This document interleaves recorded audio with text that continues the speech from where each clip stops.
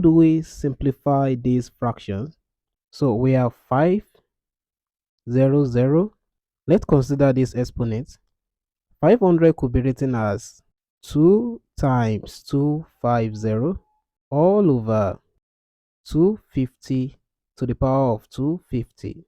Now recall that whenever we have a to the power of m times n, this is equivalent to a to the power of m times n. So applying this property to the numerator, we're going to have 500 all square times 250 over 250 to the power of 250.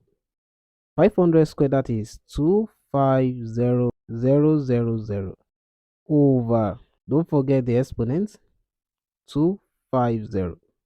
So we have this guy at the denominator, 250 to the power of 250. Also, recall that whenever we have a to the power of m over b to the power of m is equivalent to a over b times m.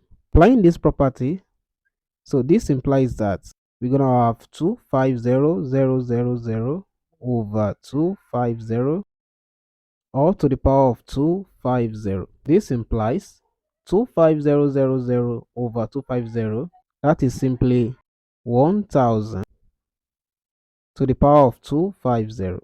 1000 could be written as 10 times 10 times 10, which is equal to 10 to the power of 3.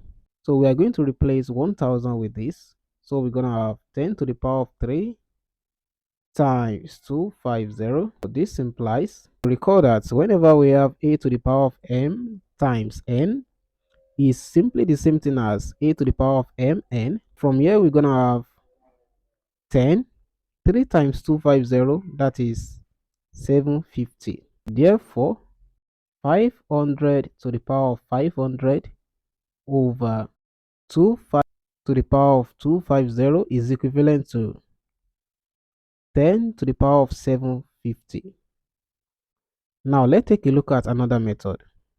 So method 2, we have 500 to the power of 500 over 250 to the power of 250. This numerator could be written as 500 to the power of 250 plus 250 over 250 to the power of 250. By laws of indices, a to the power of m plus n is the same thing as a to the power of m times a to the power of n. So applying these properties to this numerator, we're going to have 500 to the power of 250 times 500 to the power of 250 over 250 to the power of 250. We can combine these two guys because they have the same exponents. That is, whenever we have a to the power of m over b to the power of m is equivalent to a over b all to the power of m. So using this property for this guy, we're going to have 500 over 250 all to the power of 250 times 500 to the power of 250. 500 over 250, that is simply 2 to the power of 250 times 500 to the power of 250. Recall that whenever we have a to the power of m times b to the power of m is equivalent to a times b all to the power of m. Applying this property to this guy, we're going to have 2 times 500 all to the power of 250.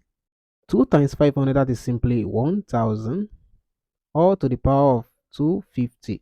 But note that 1000 is the same thing as 10 to the power of 3, that is 10 times 10 times 10. So we're going to have 10 to the power of 3 times 250 of 10.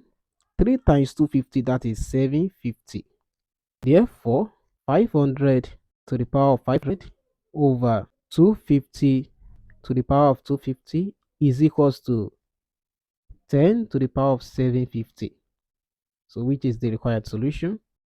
You can choose either of the two methods. So that's it. See you in the next video.